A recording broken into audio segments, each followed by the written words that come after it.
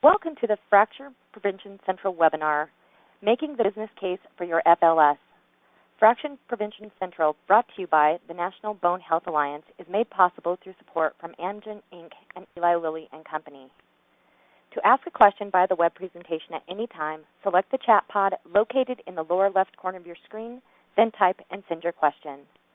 I'll now introduce you to Debbie Zeldow, MBA, Senior Director, Clinical Programs for the National Bone Health Alliance. Debbie, please go ahead. Thank you all for joining us today. As many of you know, NBHA is a public-private partnership whose vision is to improve the overall health and quality of life by improving bone health.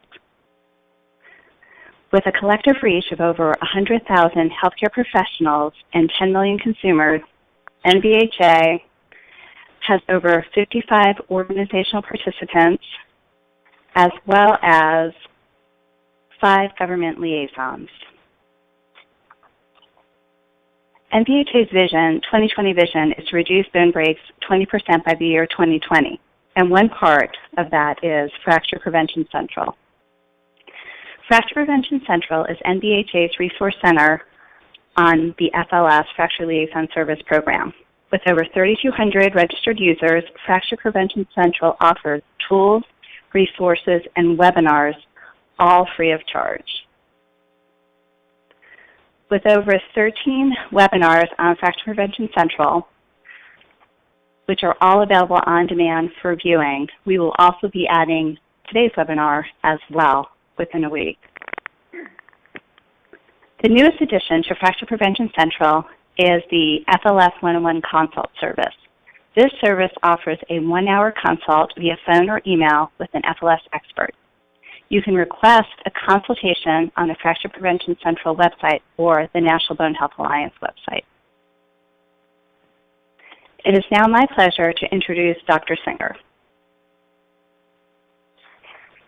Andrea Singer is Associate Professor of Medicine and Obstetrics and Gynecology at Georgetown University Medical Center in Washington, D.C.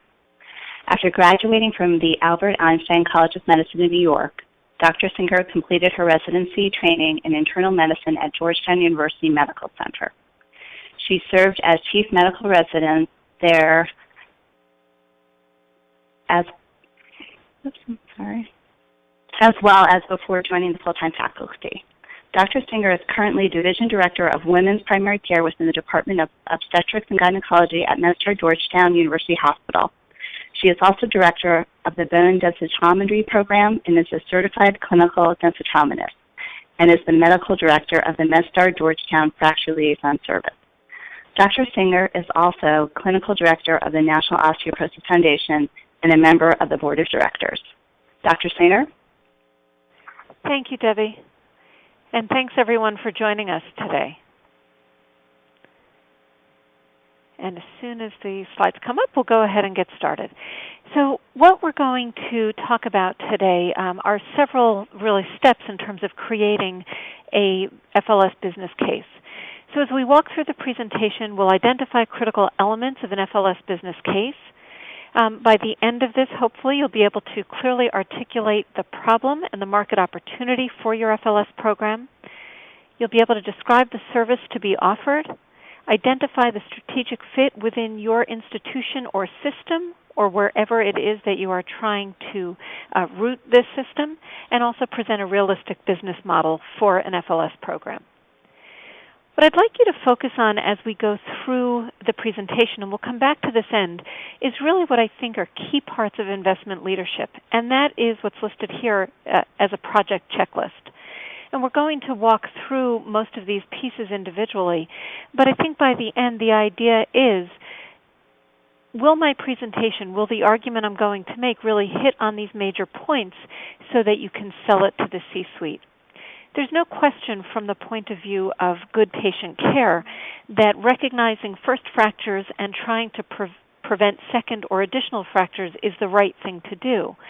But as we all know, when we think about the proposals that end up on the desk of someone in the C-suite, whether it's the Vice President for Medical Affairs or the Chief Medical Officer, there are many good proposals that are the right thing to do. And so part of the question is, what's the difference between a proposal that's approved and one that's denied? Because obviously in a setting with limited resources, one has to think about, how do I make that argument to make someone want to jump on board? So if we think about the project plan, the pathway to a successful project plan includes a couple of major areas, and these are the areas that I'm going to focus on today during the presentation. That is namely the market opportunity, the product or service in this case that you want to offer, the business model, and then the team, which really lends credibility to all of the above. So let's start with the need and market opportunity. And as we start to walk through these slides, we'll kind of start with a broader approach in terms of what the national market opportunity is, and then I'll show you how I incorporated the local market opportunity in terms of that was specific to my institution. So when we think about the market opportunity, the first piece of it is really, what is the pain?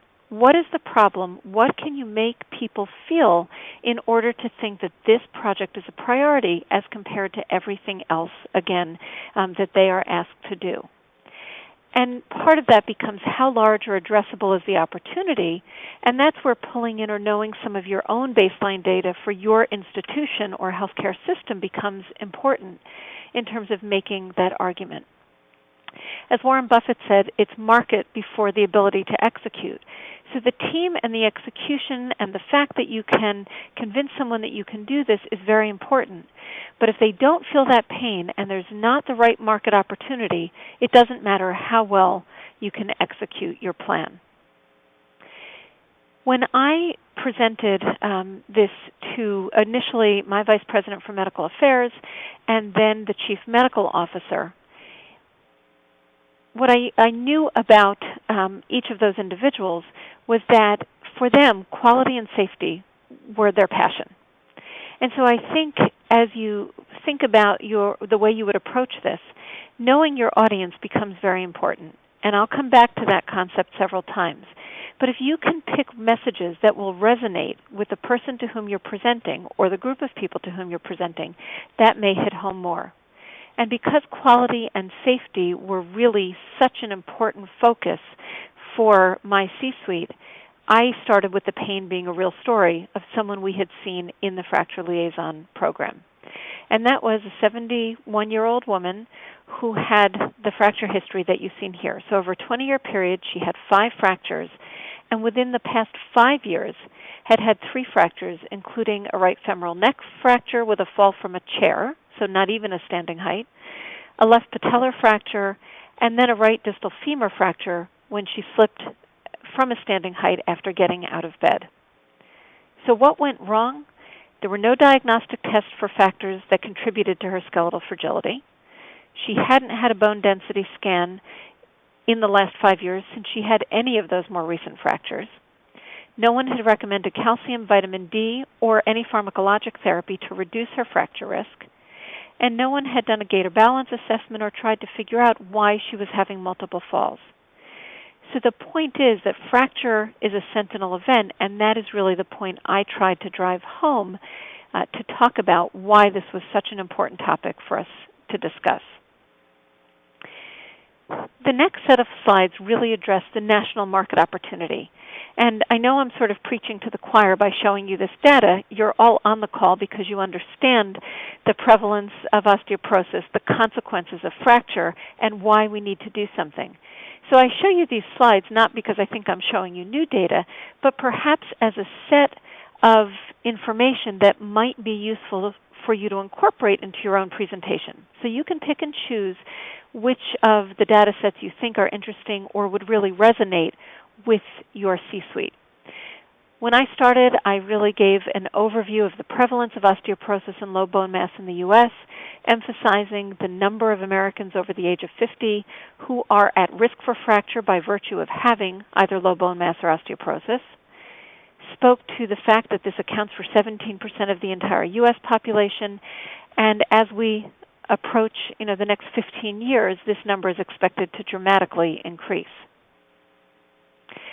I then really tried to drive home the issue or numbers, as it were, in terms of the number of fractures there are in this country every year. And using Cass Mountain, which maybe isn't something that's so easy to put on one's lapel, as other groups sometimes have bands or ribbons. But again, to drive home the fact that there are a huge number of fractures in this country every year, that half of women and a quarter of men over the age of 50 will break a bone due to osteoporosis in their remaining lifetime. That really was got some widened eyes or looks from the group that I was presenting to, and that refracture occurs quickly. In other words, 26% of women refracture within 1 year after a vertebral fracture. So refracturing is common, and it happens fast. I wanted to then emphasize the impact of osteoporosis and fractures, and so again, I showed them some statistics in terms of hip fracture rates, the consequences of hip fracture, which again I think we all realize are not well known and are understated. So in terms of the death rates in the first year following hip fracture, of those who remain alive, what are the outcomes there in terms of nursing home, people needing to go into a nursing home, and then the majority of people never regaining their previous function. And then that was a way to really emphasize the point or the call to action that half of all patients who have had a hip fracture had a prior osteoporotic fracture, and that perhaps if we were aware of this and someone had recognized it, we could prevent some of these devastating fractures.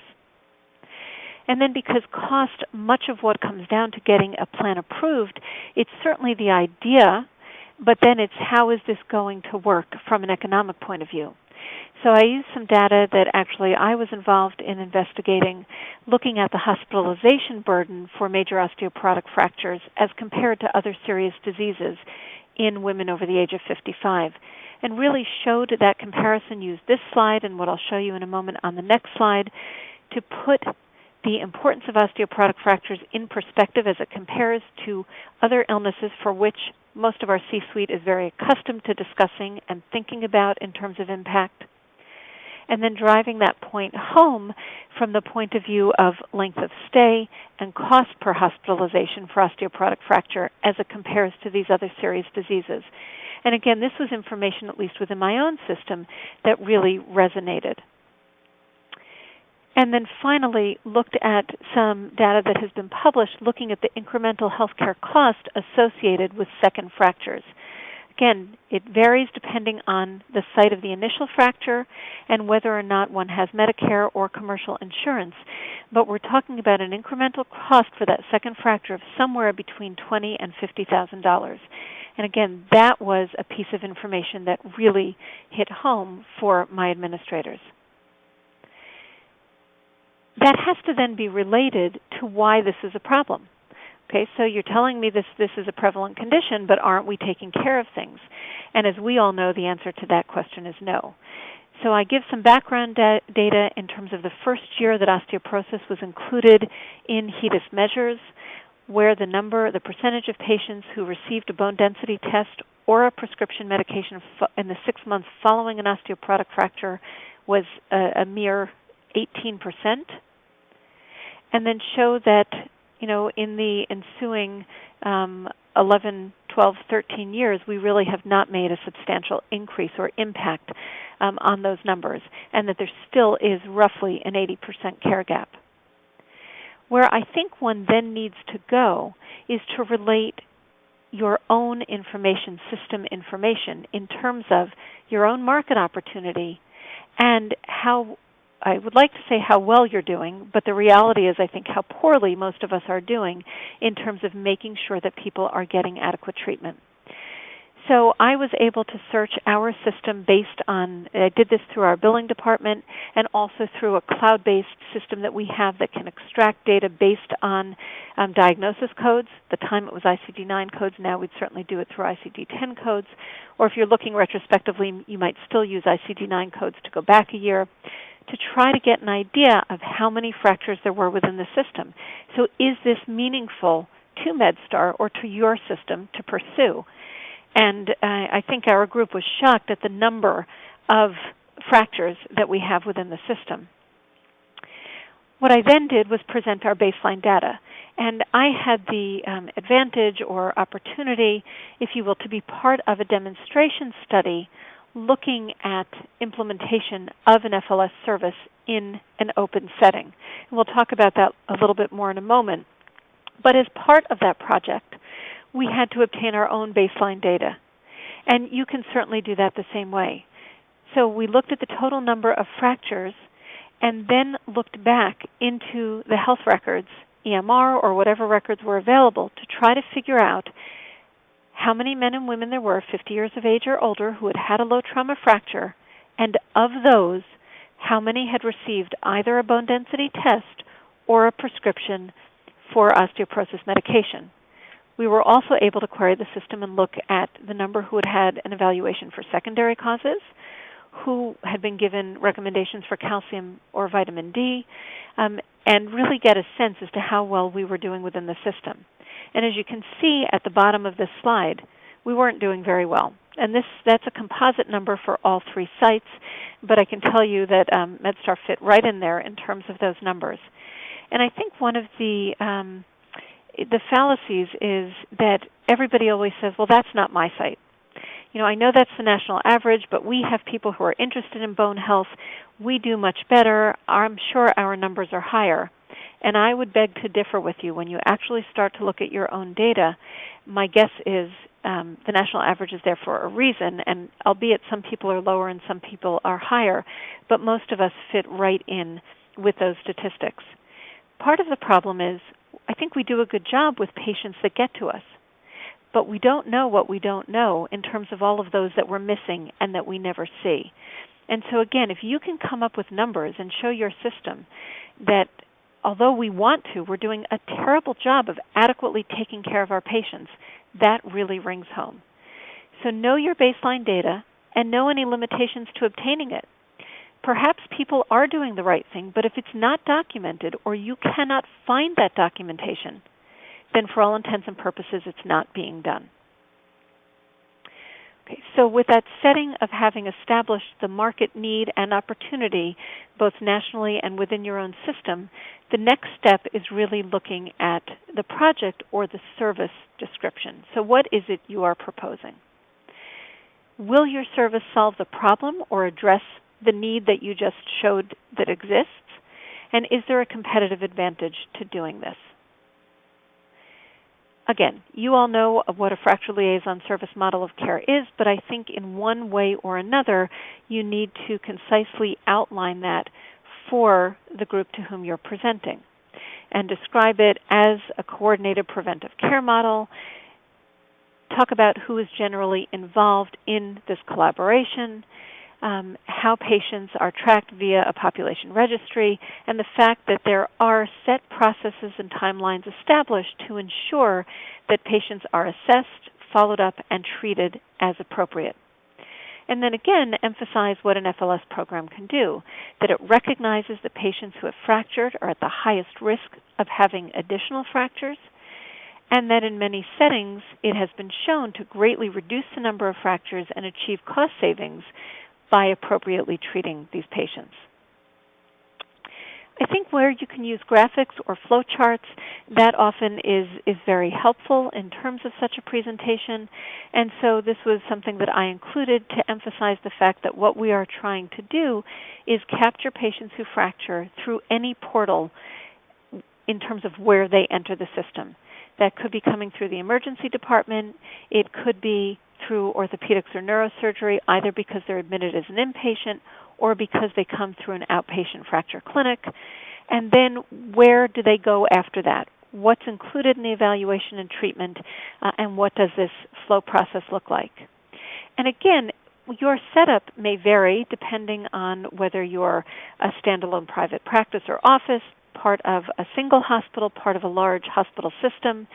How you scale it may vary, but at least you can speak to those points, and it gives the C-suite an idea of what you're thinking. The next slide that I chose at the time was really to show what is the ultimate standard of care that we are trying to reach. And best targets, best practices ultimately would be to capture every fracture patient who comes into a system and make sure that they are evaluated and treated. But this slide, I think, also speaks to the fact that these programs are scalable and that no two FLS programs necessarily look alike.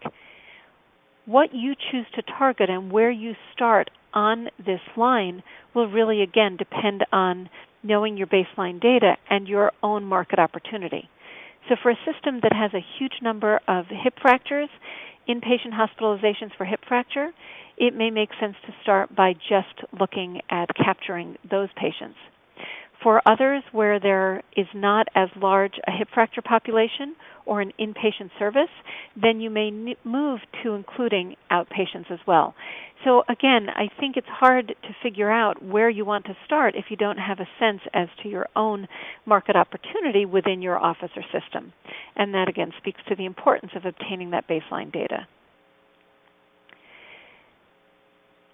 I, again, had the luxury of participating in this pilot program, so I had some baseline data which really served as proof of concept when I presented the information to the members of my C-suite.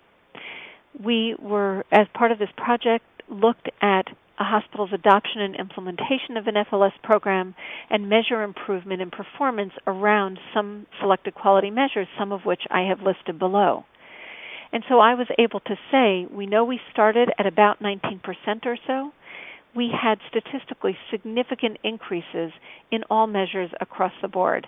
And I purposely did not include specific numbers because we are working on a paper right now to publish this, so you will be able to use this hopefully as a reference and a source to show that it can be done in what many would consider an open system. But the idea is if you have done something to pilot and demonstrate that you can implement such a system, use whatever data you have to make that argument, or look to the published literature and other people's experiences, particularly those who operate in systems similar to yours, again, to be able to make that argument.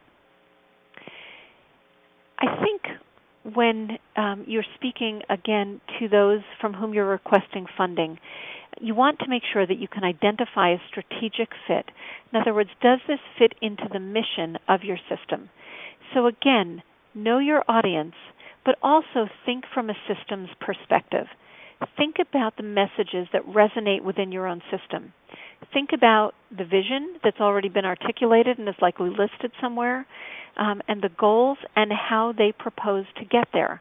Because if you can show that FLS supports that vision and those goals, and there are different pieces that really meet each of the sub-pieces of the vision, that can really ring true as well.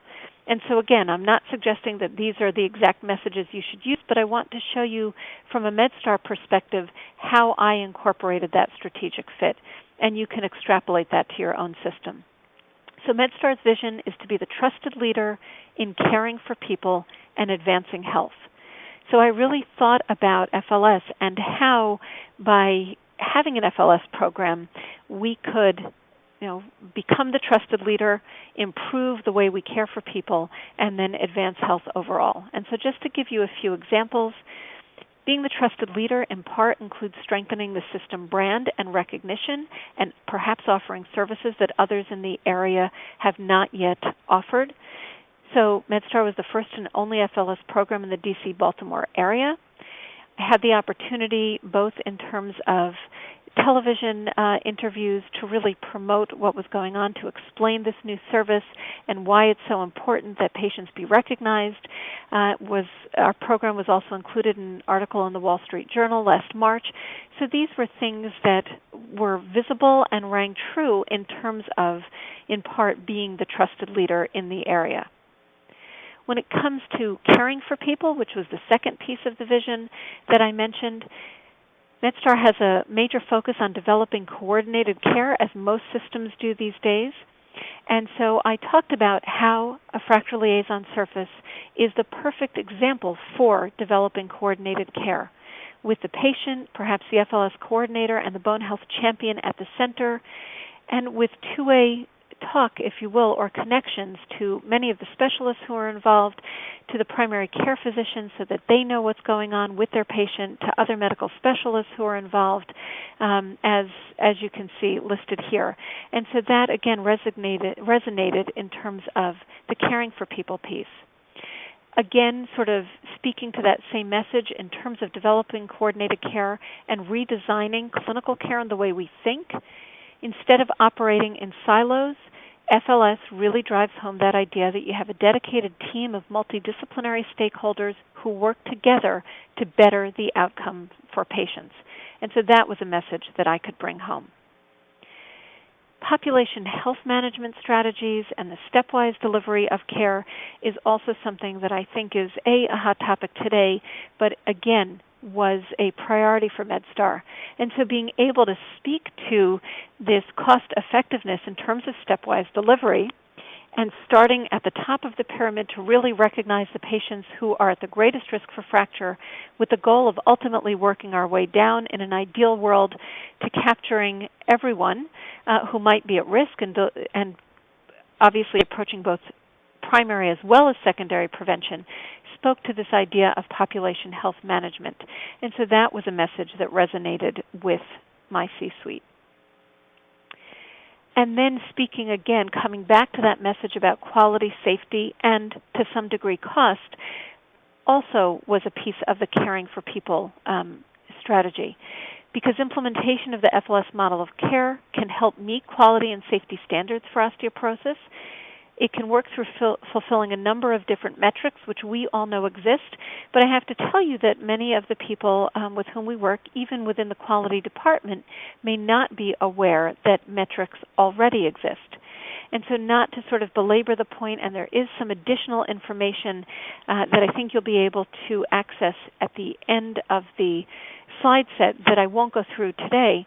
I sort of showed the different measures that already exist for secondary fracture prevention, primary prevention, falls, as well as HEDIS and Medicare 5-star Advantage plans, because that is something that's very attractive, yet we weren't using any of these measures within our own system, because obviously in a large hospital-based system one can pick and choose, but the recognition that we could fulfill quality outcomes while we were doing the right thing for the patient was important. And then I also did include the new Joint Commission osteoporosis measures that have been endorsed by the National Quality Forum. Although they're not fully approved and in place yet, the idea was to show, as you can see on the right-hand side of your slide, that one of the new measures, looking at risk assessment and treatment after fracture, you could sort of check that box by having a linkage to a Fracture Liaison Service if indeed this does pass. So that this is really the way we are thinking in general and the way outcomes may ultimately be measured. And then the final point from our vision was the idea of advancing health. How do we innovate, discover, and learn from what we're doing? If you have had any grant or foundation funding, any monies that you have been able to achieve from a funding standpoint to help with this, that's a perfect time to talk about it. Other alliances, allegiances that you've made, opportunities from a research point of view, or projects you could think of to further improve outcomes, that's a way, again, that I sort of was able to drive home that message of advancing health. So think to your specific institutions or practices what the vision and goals are that you already have established and how you can demonstrate that strategic fit. And now I know this is the part that everybody is really interested in, sort of show me the money and the dollars, right? And so let's talk a little bit about the business model. When you think about a business model, the main questions are, how is this service going to make money or earn a return on investment? If you are borrowing money up front, how and when will you be able to pay back that money? And are the business risks fully understood? Do you know what you're getting yourself into, and have you really fully thought this through? Now, what I'm going to show you is what I did specific to MedStar. This will not fit exactly for all of you, but I want to show you my sort of process of thinking with the hope that at least that piece may be applicable. Your numbers may vary. The number of fractures you have will vary. Who you choose to include may be different. But again, it's really the process as opposed to the specifics that I am hoping will be helpful to you. So I thought about the plan in two ways, really looking at the expense side first, which is a little bit easier to define, and then the income side. We are a multi-hospital system. The goal is ultimately to roll this out to all of our hospitals. I started with some Georgetown-specific information, but as I was presenting this, the reality is that expenses may vary depending on the site if you are a multi-site system, because at some sites, equipment or personnel might already exist, and those, in essence, could be sunk costs, as could some of the operating expenses be. In other sites, you may be starting from the ground up, so you have to think about the way that would look within your own system. In some places, you might need a full-time equivalent. In others, maybe as a startup, or if your fracture numbers are lower, a part-time person might work. And some personnel positions might be able to be shared between sites. And for those of you who are the program champions, don't forget about some salary support for you as you are integrating this within your system. So for projected expenses, and some of these numbers are, again, these are just round figures, sort of estimates to help you get started. But think about sort of one-time major expenses. Because we already had a bone density machine, I did not have that big expenditure about thinking about either purchasing equipment or a new lease for equipment. But if you don't have a bone density machine and you're looking to buy one, then that could fall under a one-time expense. Otherwise, some of the major one-time expenses are really sort of the acquisition or installation of whatever database you are going to use, or if your own IT group is going to develop a database, then whatever they would perhaps charge. And if you don't yet have people who are trained, or you have additional people who need to be certified from a bone density perspective, there may be a cost there. The biggest chunk of money really comes from personnel. So when we think about sort of recurring expenses, that first category really reflects the personnel involved. And the main cost is for a fracture liaison coordinator. So assuming that one needs a full-time FTE, including fringe, if you're talking about perhaps a nurse practitioner or a PA, we included a number of about $120,000 annually. Administrative support, because in order to run the program effectively, it might be helpful to have somebody who is dedicated, or at least part of the time is dedicated, to helping to capture patients, make follow-up calls, make appointments. I added salary for that. And, think about it. You may already have a DEXA technician, but don't forget about that person if you are going to be offering bone density. And then think about your ongoing operating recurring expenses. So if you are going to buy into a database system that then requires an annual fee, or if with your IT department there is ongoing investment, that may be money there. I've listed a number of other components here in terms of educational materials. For us, because we have a lease on a DEXA machine, it was the recurring lease expenses, supplies for the DEXA machine, office rent if that's applicable, and other operating expenses. Now, for me, because we already had a bone density machine, I already had a DEXA technician who was trained, I'm already paying office rent and equipment supplies, those were really all sunk costs. So when I ultimately went to balance sort of a spreadsheet, my costs to start up were really much lower overall than if you're starting from scratch. But again, think about what exists in your system, what you need to really attribute to the program versus what's already built in and perhaps you don't need to expense to this program directly. Okay. Let's talk about the opposite side in terms of revenue or income assumptions. And I'm just going to walk you through how I set up our revenue sheets. Again, you may choose to do this differently, and much of it will depend on your fracture numbers, the population that you serve, the insurers for that population.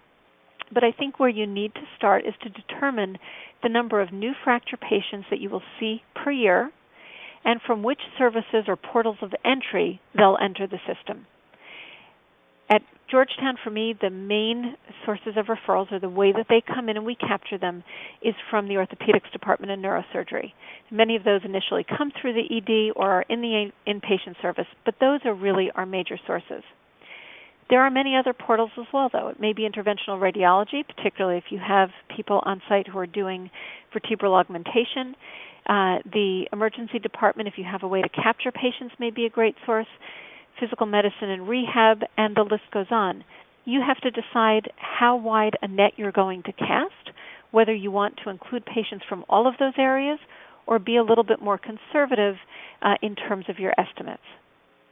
What I then did was to determine insurance coverage for the group of patients that we were seeing and the average reimbursement for both Medicare and for commercial insurance for the office visits as well as bone density. So I really had an accurate sense as to the revenue for each patient that was coming through the system.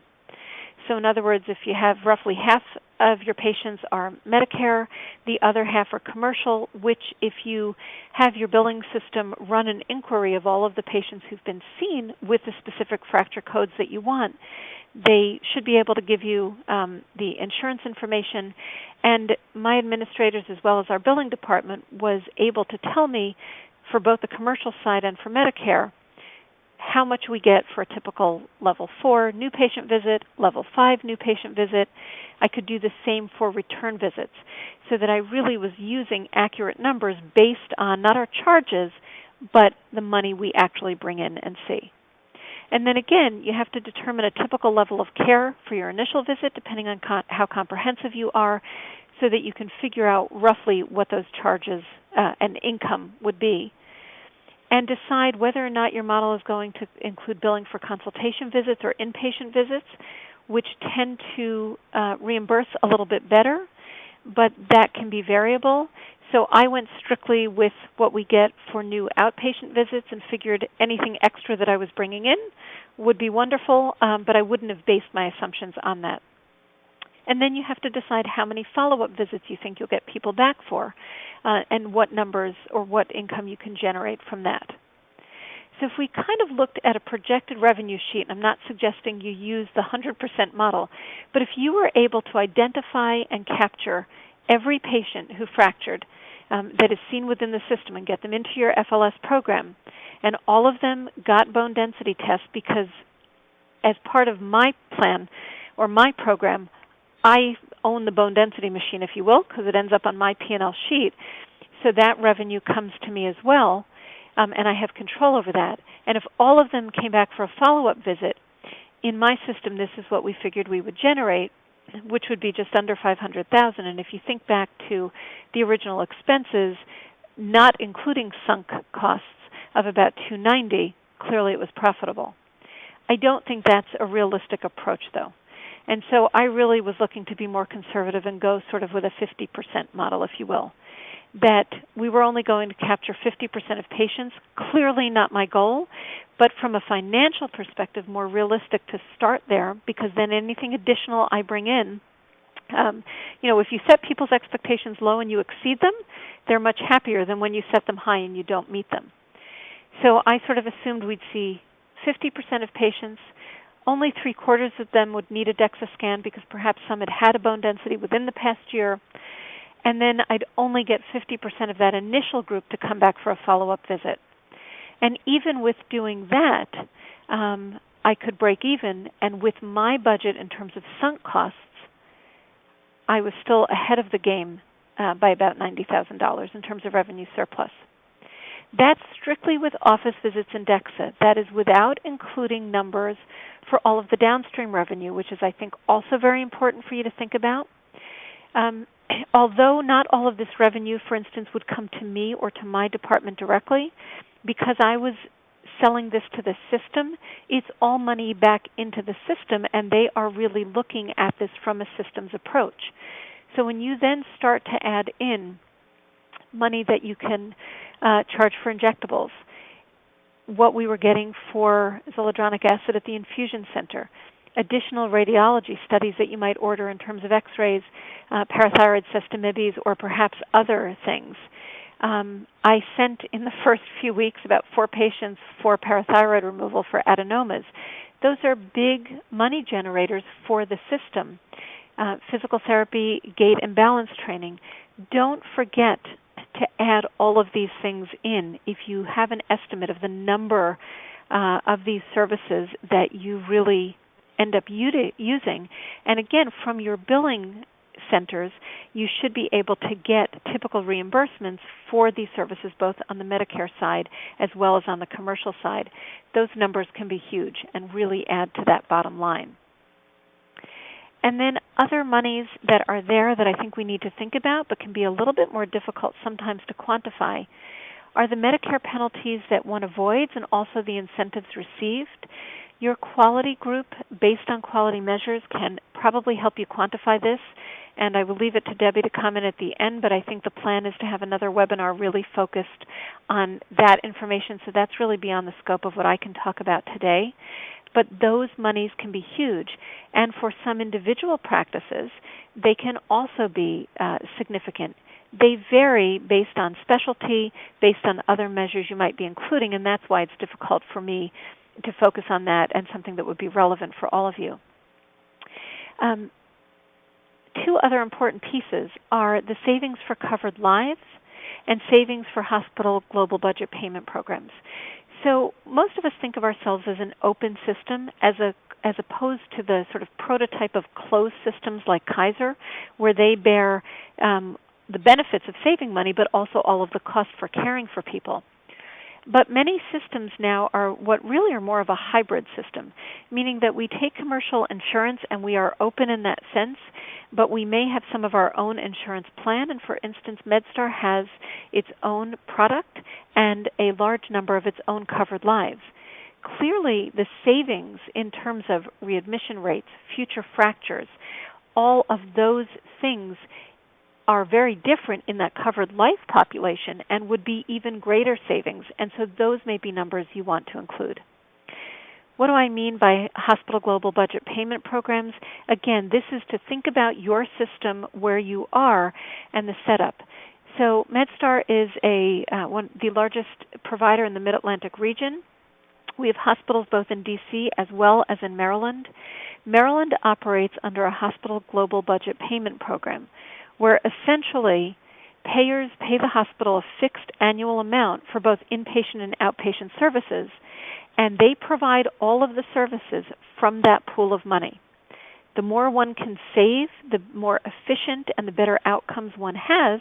Obviously, the greater amount of money the hospital can then have to either reinvest, provide other services, or make from a profit standpoint in a system that is for profit. So it's not as difficult to sell in that type of system because they're operating out of a global budget. So think about the state in which you practice. Think about those kinds of setups that might affect the finances for your office or your institution, because your arguments and the way you want to propose some of your program may really vary based on that. And then, sort of lastly, there are intangible benefits. This is the value added. It's not going to sell the program by itself, but when we think about doing the right thing, community goodwill, public relations, strengthening the brand, those are important, but those sort of come secondary to the business model.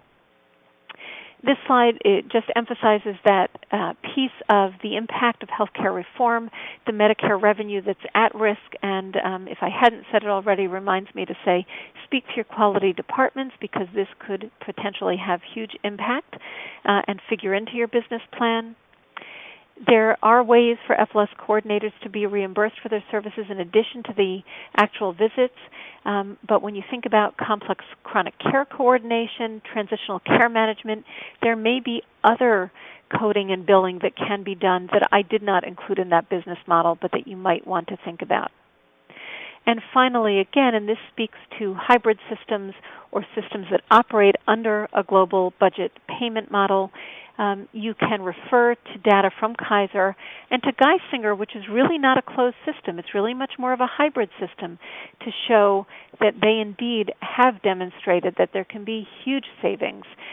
So again, use data that's out there to speak to your specific hospital practice or systems model. And then last but not least, in terms of the program plan, present your team. the team, the experience that you have, the expertise that you have, everything you have just demonstrated in terms of understanding the market really speaks to the credibility of the team in terms of being able to implement this. So it's not, I didn't mean to leave the team to last to say that they are least important, but I think most of us know that you really have to have the other pieces of this and then the right people in place to execute it to be able to make that argument to the C-suite. So I want to end by going back to this project checklist that I presented at the beginning. What I hope that I have walked you through are the pieces in terms of the market opportunity, the business need or purpose, what's the pain, really being able to craft that elevator speech, if you will, which should be able to be delivered, that initial message in a clear, articulate, and concise way in like 60 seconds to draw people in and want to make them listen. I guess if you think Shark Tank, maybe you get more like 1.5 to 2 minutes, but you have to be able to have a clearly delivered message that is going to draw people in. So then you can walk them through the market opportunity, why this is an attractive service, show them the strategic fit, identify the costs and benefits and that ratio, show them the rate of return that you think you can achieve, but be realistic about it.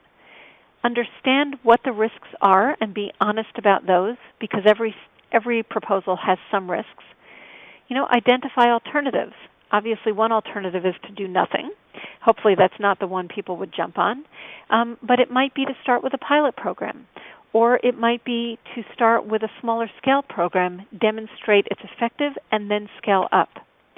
Make sure you know what success will look like and can identify at least 3 success factors, and then talk about how you're going to measure or quantify the results. You need to be able to measure your progress, because if you can't measure it, you can't demonstrate that it works. So with that, I'm going to stop. I think that leaves us some time for questions. And I believe that Tammy gave instructions at the beginning in terms of you being able to submit questions electronically. I see a few questions already, which is mainly asking about, are the slides going to be available after the conference?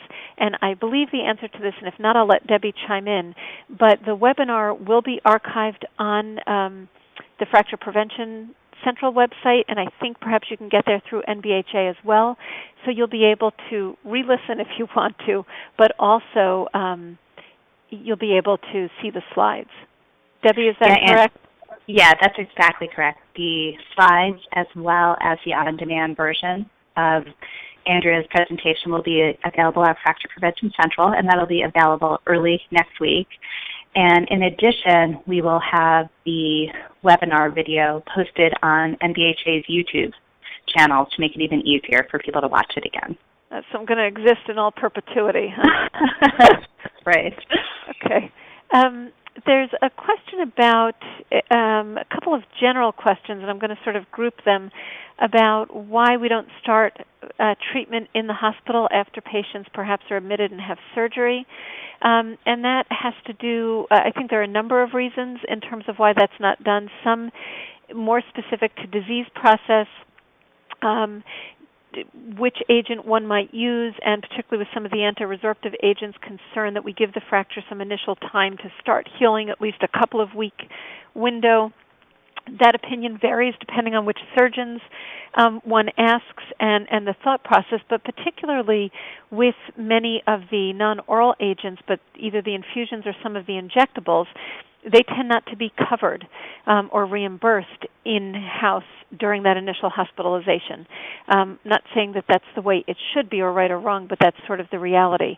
And so I think those are some of the reasons that agents are often not started immediately. Now, that doesn't mean that vitamin D, calcium can't be started, that discussion cannot be had if an FLS coordinator or bone health champion is seeing the patient as an inpatient, that you can't initiate the workup for secondary causes, at least those aspects that would be covered again as part of the hospital course. Make sure that they have a follow-up appointment set, and even start to discuss appropriate therapies so that that has all been outlined and can be started as quickly as is appropriate following the hospitalization.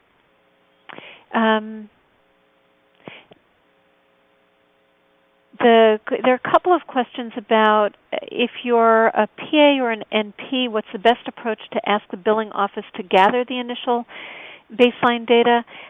So I'm not sure it is dependent on, sort of degree in terms of getting this information. I think you just have to have administrators who are willing to work with you. If you think for some reason based on being a non-physician that's going to be a roadblock, if you have a physician champion who is working with you, perhaps they can be the liaison between the billing office or the administrator to try to obtain that data.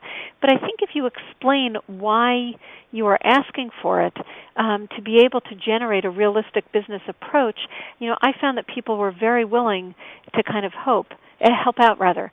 The other answer to that is if you have somebody from above, somebody in your C-suite or somebody with authority who is on board with the concept of the program, being able to invoke their name often helps when you go to try to acquire data from other offices or systems.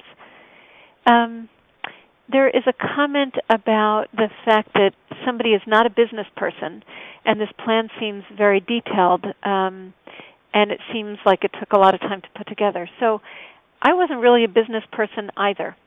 And what I'm hoping that this model gave you is instead of having to start from scratch, at least an idea of what information you need to try to obtain to be able to plug it into some of these spreadsheets or formulas. I don't think you need to be a business person per se. If you're very uncomfortable with that aspect of things, if there are other people within your organization who can help, if you can make most of the rest of the arguments, you can help them understand what information you think you need. They may be able to help with the absolute numbers and business piece. But again, that whole idea of what patients you're looking for, who you're trying to capture, how you think you could scale it, I think those pieces have to come from the bone experts or the people who are interested in starting the plan, because the business person isn't going to know that. Did I have to work with the surgeons in this? So I did work with the surgeons at my institution. The reality was that I wanted them on board. I thought I could make them understand the importance of the program, but I also knew that if I was going to create more work for them, this wasn't going to succeed, because the reality is they're very busy. They spend time in the OR, but even in the office, to have to think about calling me with each patient, that was not going to work. So my goal was really to get the different departments on board, those that I wanted involved and that I wanted to be a referral source, to have them buy into the concept so that I could say when we called their patients that this is part of your overall fracture care, that your surgeon feels this is important as well, and hopefully when they remembered in the office, they could say to a patient or in the hospital, you'll be getting a call from our Fracture Liaison Service, and I want you to see them as part of your care. That's all I really asked them to do. We were able to create a system where we could have lists auto-generated that are sent directly to our service and work from those lists. So we proactively called people, and that didn't leave it all on the shoulders of the surgeons to have to do that. And it has worked very well. I think one way or another you need to involve the other services and the groups that take part in care. We communicate back with primary care physicians. We're not looking to take patients. What we're looking to do is to provide the best model of care that is going to ensure patients are identified, evaluated, and treated when appropriate, and that this gets done in the right way and that we all work together. And that's really been the emphasis in the message, and it's worked very well for us. So there's a comment here that hospitals have a major income from treating hip fractures. And so how do you get them to buy in? So that is true. I think more so true in the old days, that the typical response would be, well, we get paid more to treat another fracture than to prevent a second one. Why would I want to do this? Well, first of all, with the aging population and the number of fractures that there are in this country, there's still going to be plenty of fractures to treat. Also, if you talk to most people, they would much rather do joint replacements than try to fix osteoporotic bones because it's a much more difficult surgery and successful outcomes are not the same. And the third is that I'm not sure that that argument completely holds because as we move to bundled payments, as we move to consequences for readmissions, as we move to disincentives for not doing the right thing, there's a lot of money that is at stake, and where it may not necessarily be the case that we always get paid more for fixing another fracture as opposed to doing the right thing up front and trying to prevent second fractures, knowing that we're not going to prevent 100% of second fractures, right? None of the medications that we have approved, as wonderful as they are, have been shown to reduce fracture risk by 100%, but we can have a significant impact. And with a lot of areas moving to these sort of global payment pools, again, they don't necessarily make more money by fixing that second fracture because it comes out of that hospital budget. So I realize it depends on your practice setting and on a number of different nuances, but I think that really has started to change. And I don't think I'm seeing any more questions at the moment. Oh, Debbie, could you repeat the access to the slide deck information other than the YouTube site? Yeah, more than happy to. As I mentioned, both the webinar will be on demand on Fracture Prevention Central website along with the slides where people can download, as well as on the YouTube channel. So there'll be those two avenues, and both will be posted by Monday of next week. There's one more question about, do I know of any FLS programs that are coordinated directly through a chronic care management program that already exists? For example, this person says in their hospital their system has a congestive heart failure, chronic care management program, a diabetes and COPD program, in which many systems, many hospitals do, ours included. And I can really only speak for my own hospital system in terms of the fact that the osteoporosis and sort of post-fracture care was not part of that chronic care management program, but it's the perfect place to think about instituting a program, and if resources are an issue, to talk to the groups that manage those chronic care management programs to see if post-fracture care could become part of it. And we've started to talk about that and what that might look like. Again, a lot of that depends on resources. It depends on the number of patients who are coming through the system with some of those other medical conditions. But the concept is exactly the same. And so absolutely you could roll this type of program into a chronic care management program. I think it just depends on availability of personnel, willingness, and some of those other factors that I mentioned.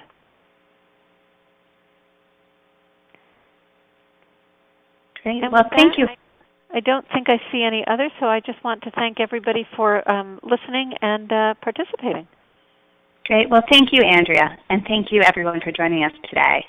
I wanted to ask for all of you just to take a moment as soon as the webinar is over to complete the evaluation. Your thoughts are very important to us. And also that we are going to be having another Fracture Prevention Central webinar tomorrow on ICD-10 coding and osteoporosis. It will also be at noon, and you can register at Fracture Prevention Central or at nbha.org. Thank you, everyone, and have a great day.